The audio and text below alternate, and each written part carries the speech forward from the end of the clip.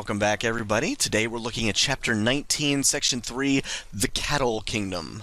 In the last couple of lessons, we've looked at westward expansion and specifically the growth of railroads and how they helped to push a lot of people west and like different reasons the people were being drawn west as well. So today we're going to go back to that reasons to go west kind of thing and look specifically at the role that cattle played in the development of the American West. And if you would guess so, you would guess correctly that today is when we're going to be talking about cowboys. Now, we mentioned them a little bit way back when, but today we're going to talk about them a little bit more. And in doing so, we will look at our key terms, which are cattle drive, vaquero, which may sound familiar, and cowtown. We'll learn about all three of these terms and a couple of other ones. Now, since today's lesson is about cowboys and the American West, thanks to books and movies and TV shows, we have kind of like this idea of, or this picture of what the lives of cowboys were like. They would ride across the prairie into the sunset, driving large herds of cattle, and I can actually kind of picture it in my brain, like the cowboy riding off into the sunset as I'm talking to you. But there are two things about cowboys that I've always wondered. Where did cattle come from in the first place, and why did they need to be driven north? Those are two questions that have always kind of popped up whenever I'm watching a movie about the Old West or studying something about cattle drives or the cattle kingdom, and that's why did they need to be driven north and where did the cattle come from in the first place? So today, hopefully, we will answer those questions of where the cattle came from and why they had to be constantly driven north. And in Chapter 13, we talked about America's westward expansion. I've referred back to that chapter a couple of times in the recent lessons, but we talked about Chapter 13, how much of what is now the American Southwest was either purchased from Spain or won during the Mexican War, and how that Spanish influence remained. And the Spanish had settled those areas and brought cattle over from Spain. And when they left, many of the cattle began to just kind of roam free throughout the countryside. So that answers our first question of where the cattle came from in the first place. The answer, they were brought over by Spanish settlers in about the 1600s, and whenever the American Southwest was either purchased or won from Spain or Mexico, the cattle were still there. The Spanish not only left behind old stone missions and forts, but also cattle brought from Spain. These cattle, which helped feed the revolution, were the famous Texas Longhorns, the cows that made the cowboys. The exact origin of the Texas Longhorn is not completely certain. What is known is that around 1620 the Spanish brought with them to Texas a sturdy breed of cattle derived from African stock. After the abandonment of the missions 200 years later, huge herds were roaming free across the countryside. These herds were joined by cattle brought by Austin's colonists, resulting in the breed known as the Texas Longhorn. The cattle multiplied, and by the time of the Civil War, 4 to 6 million head roamed freely through Texas, belonging to no one, a hardy, wild animal. And following the Civil War, Americans once again wanted their beef, but most people at the time lived in cities in the East. And as we saw in the previous video, and we mentioned a few minutes ago, there were millions of head of cattle just kind of roaming around the American Southwest. So Americans want beef, there's your potential beef supply. But the trouble came with trying to figure out a way to easily transport the cattle from the American Southwest to those eastern markets. So, ranch owners in Texas began rounding up these millions of head of cattle in Texas and drove them hundreds of miles north, as we can see on this map, to the railroad lines in Kansas and Missouri on what are known as cattle drives. They drove the cattle up there. And they used a few different trails that would try and ford rivers at the lowest points or make it the easiest way for the cattle to get there. And one of the most famous of these trails was devised by a man named Jesse Chisholm, hence the name the Chisholm Trail. And there it is. And this route in particular crossed rivers at what they considered to be the best locations, and they took advantage of a lot of natural watering holes. And from 1867 to about 1872, over 1 million cattle have been driven over just the Chisholm Trail. After the Civil War, a weary nation was hungry for meat. But most of the U.S. population was concentrated in cities along the eastern seaboard and inland, in places like Chicago, St. Louis, and Cincinnati. And railroads only extended to cities near the Mississippi River. Texas had beef, lots of it. But how were they going to get it to the marketplace? A cow that could be had for the branding in Texas could sell for top dollar in the north. As a result, meat buyers to the north encouraged Texas cattlemen to bring their cattle to new rail yards in such Kansas towns as Abilene, Ellsworth, Junction City, Wichita, and Dodge City. One of the first trails between Texas and the cattle markets to the north was the Shawnee Trail to Kansas City and St. Louis. This was eventually replaced by an early version of the Chisholm Trail. From all over Texas, cattle funneled into the Indian Territory of Oklahoma, where the trail crossed a series of rivers. Later, the trail shifted to the west. And the people that were hired to actually drive the cattle from the ranches in Texas to the markets were known as cowhands or cowboys, and their jobs were not easy. Many of the cowhands at this time were veterans of the Confederate Army who lived and worked in Texas, but a large portion of all cowhands were Mexican Americans and newly freed African Americans. This is something that kind of gets forgotten when we talk about cowboys, is that there were a large majority of them were either Mexican American or African Americans that either had been slaves or newly freed African Americans. And much of the skills and gear that we associate with cowboys, like riding horses, roping cattle, wearing wide brim hats and leather chaps, a lot of these were borrowed from Spanish and Mexican vaqueros. And we talked a little bit about vaqueros all the way back in chapter 13. And a lot of what we're looking at here, like the traditional cowboy and the traditional gear, was taken from these Spanish vaqueros. The day-to-day life on the cattle trail was a couple of things, but it was very long and very, very difficult. Cowboys would work up to 18-hour days for about $1. So 18 hours for about $1 a day. You had thunderstorms, rattlesnakes, floods, grass fires. These are just a few of the natural dangers that a cowboy could face on any given day.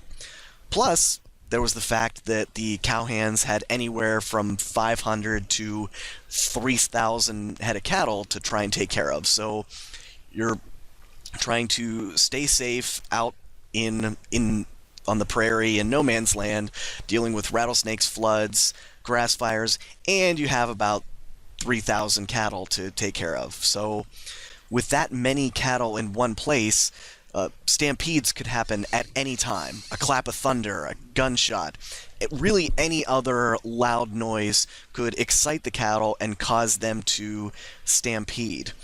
And cowhands had to try to avoid being crushed in a stampede, while at the same time trying to calm the herd and return them to some sense of normalcy. So All of this for food, housing, and very low pay even by 1870s standards.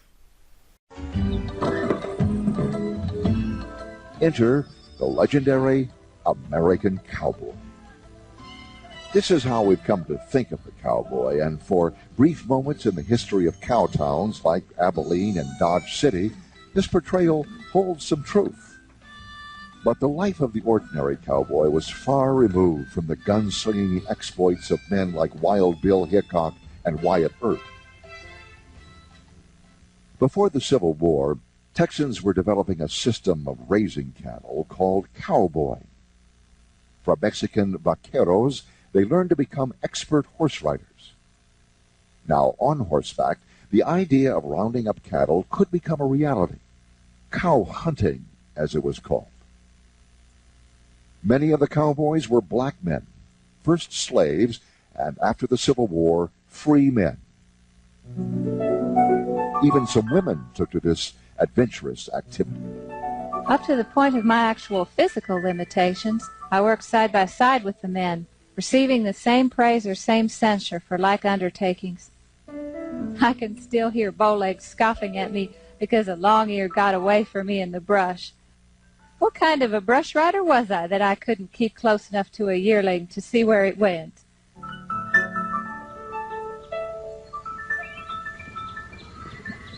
As one cattleman described the roundups, they sally forth, each man with a lasso at saddle bow, and armed with an excellent six-shooter and bowie knife.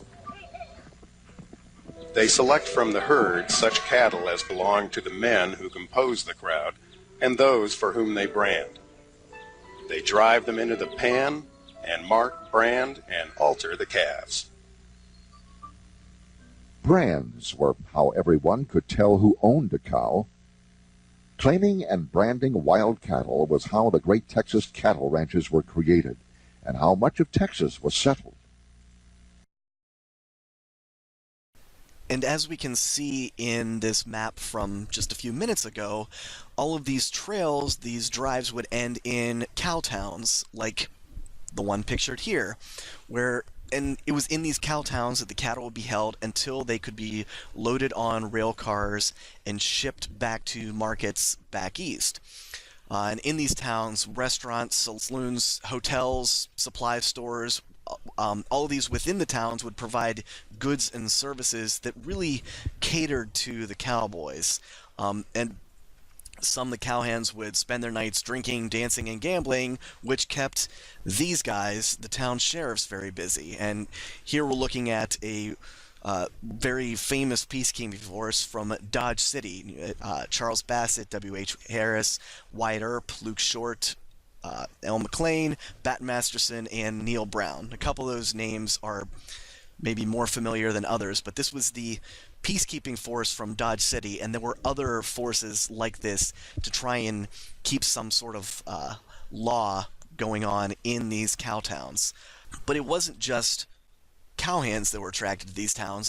The towns also attracted settlers who wanted to try and build more stable lives. You had doctors, lawyers, bankers, merchants that were attracted to these areas out west, and would really help to turn these wild boom towns into stable communities.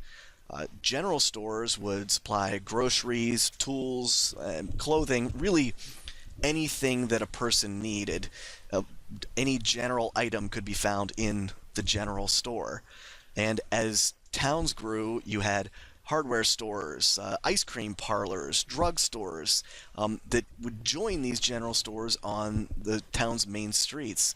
And also I want to mention that religion really played a large role in the development of these new cow towns. And across the West, places of worship grew in membership and really served as the spiritual and social centers for these towns, and served as symbols of progress and stability. So these, what started out as these real wild cow towns, really developed into stable communities and became symbols of American progress and stability. 1867 marked the first year of the large cattle drives to Kansas. Over 40,000 head were herded there, most of them to Abilene, the first of the wild cattle towns. The land over which the cattle were driven was wide open prairie covered with tall grasses and wildflowers. Animals like buffalo and pronghorn antelope were commonly seen along the trail.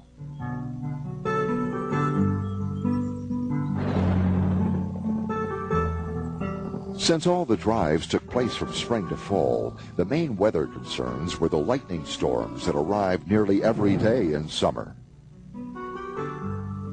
A typical trail drive would include 500 to 3,000 cattle, often belonging to a number of ranches. Before departing, a record of each cow and brand was registered in a log.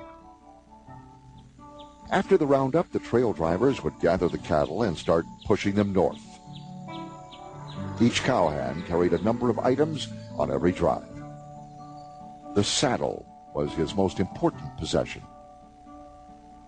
Each had his own style of spurs, a handgun and rifle, rope and bedroll. Usually one set of clothing was worn the entire trip. Sometimes the cowboy would stop and graze the cattle for a few days and perhaps pause for a photograph. The average trail hand was not glamorous. He often wore his hair long, and he became bow-legged from so many hours in the saddle. He rode as if he and the horse were one. It was a hard life. Often the trail drivers kept a journal or diary of the events along the trails, so we now know what the experience was like. So I'd get maybe 5 hours of sleep when the weather was nice and everything smooth and pretty, with cowboys singing under the stars. If it wasn't so nice, you'd be lucky to sleep an hour, but the wagon rolled on in the morning just the same. The choice of the trail boss was always key. He had to know the route and make critical decisions about navigation and river crossings. He kept up the pace of the drive, knew how to handle stampedes, and acted as the law in disputes among the men. River crossings were the greatest danger to the cows on the trail, often resulting in drownings. Close behind were stampedes, many times brought on by lightning and thunderstorms. Stampedes also posed the greatest threat to the cowboys. Often accompanied by the howling of coyotes and the menace of Indians, a herd could move 8 to 12 and sometimes as much as 20 miles a day. The cowboys, they were always hungry, and some say the cook who ran the chuck wagon was more important to the success of the drive than the trail boss. A good-natured hustling cook meant a lot to a trail boss. A cheery voice ringing out at daybreak shouting, "Roll out there, fellers, and hear the little birdies singing their praises to God." 2 to 3 months after leaving Texas, the herd would arrive at one of the cow towns. In peak years, 600,000 cattle were driven over the Chisholm Trail into Kansas. Once outside of the cow town, many of the longhorns were bought and loaded onto rail cars to travel to markets in the Northeast. Others were fattened on nearby prairies, and some were moved into nearby states like Colorado, Nebraska, Wyoming, and Montana to stock newly established cattle ranches. Now, during the cattle boom, ranchers would really just let their cattle run wild across the open range, and to identify which cattle belonged to which person, they would burn brands into their hides with like the symbol of their ranch. And through the 1870s, cattle ranching spread north from Texas through Kansas and even as far north as Montana. And this is kind of an idea of what the open range looked like to the left and to the right. And when I say it's open, it really is open and is flat as far as the eye can see. Occasionally you would see some cattle pop up like these ones here. And sheep herders would also allow their sheep to roam free and graze in these areas, and that occasionally caused conflicts with ranchers over who really had access and who should have access to these grazing lands, the cattle or the sheep. But it was really just, it was wide open spaces. And as ranchers spread further and further west and really spread across the west, they came to expect huge profits. The cattle industry, it's known as the cattle boom for a reason. Like the prices and the accessibility to meat just skyrocketed, and everybody back east wanted this access to beef. Millions and millions of dollars were poured into the cattle boom, but just like the mining boom towns that we talked about in the previous lesson, the cattle boom would not last very long. And part of this change was actually brought about by farmers. As ranchers spread across the West, so did farmers. And ranchers wanted the land to just stay open so that their herds could graze. They didn't really need to fence things in because they would brand their seal onto the cattle so they know which ones were which. But farmers wanted to lay claim on sections of land so that they could have land for their crops. And as more farmers bought up this land, they put up fences mainly so that the cattle couldn't trample their crops. And as more farmers did this, less and less of the range remained open. And so it was farmers, but it was also the railroads played a part in this. And the railroads actually had helped to bring on the cattle boom in the first place, but they also ended up leading to its demise. I'm going to bring back this map from section 2, and we're looking at it, and you can see where the railroads are coming through, as well as the land around them that was given to them as grants. Well, these land grants from rail companies were then sold to farmers, and with more tracks being laid, grasslands were being cut off from each other, and areas that were previously open range were being sold to farmers who, I said, were putting up fences. Plus, the more cattle were there to graze, the less grass there was there for food. And eventually there wasn't enough grass to feed these very, very large herds. So this need for land and for food pushed up the need for crops. And then you had disease, severe winters, and harsh summers added to killing off entire herds and causing ranchers to eventually divide up their range into kind of this like patchwork of very large fenced-in plots. So what was originally this wide open space was now smaller wide open areas that were really fenced in. And ultimately the cattle kingdom ended almost as quickly as it began. By 1885, trail driving was finished, only 20 years after it had begun. The newly settled ranches had erected barbed wire fences, fences that made cattle driving impossible. And the country had changed. Railroads now extended into Texas.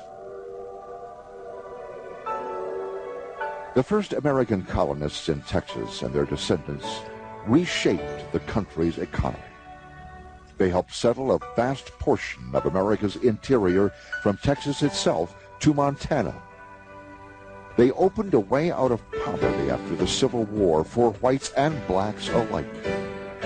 We will forever treasure the heroes of the Alamo and the nameless thousands of cowboy pioneers, and we will forever retell their stories in books, movies, and on television, for they embody a profound sense of who we are as Americans.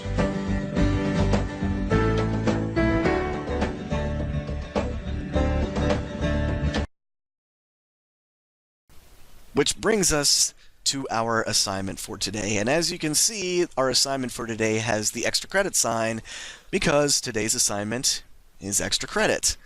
And today, and in previous lessons, we talked about this cycle from boom to bust, a something happens that causes a lot of people to come to one area, and then very quickly it goes to bust. And we talked about that in regards to towns popping up in areas and then becoming deserted not long after that. This happened with mining booms, the railroad boom, the cattle boom, and so on and so on.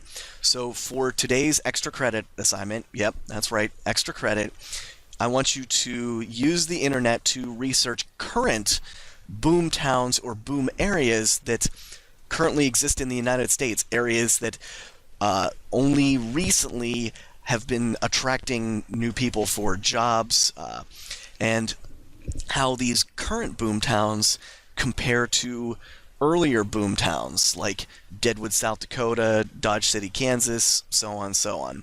So in your report, you should A, describe the current boom town or towns that you've chosen and describe how they can be considered a boom town, and then B, compare them to earlier boom towns. How are they similar? How are they different? This would be worth 10 extra credit points for the fourth marking period, so I want you to be very, very thorough. Half of your grade will be on your description of the current boomtown, and half will be on your comparison and contrasting it with previous boomtowns.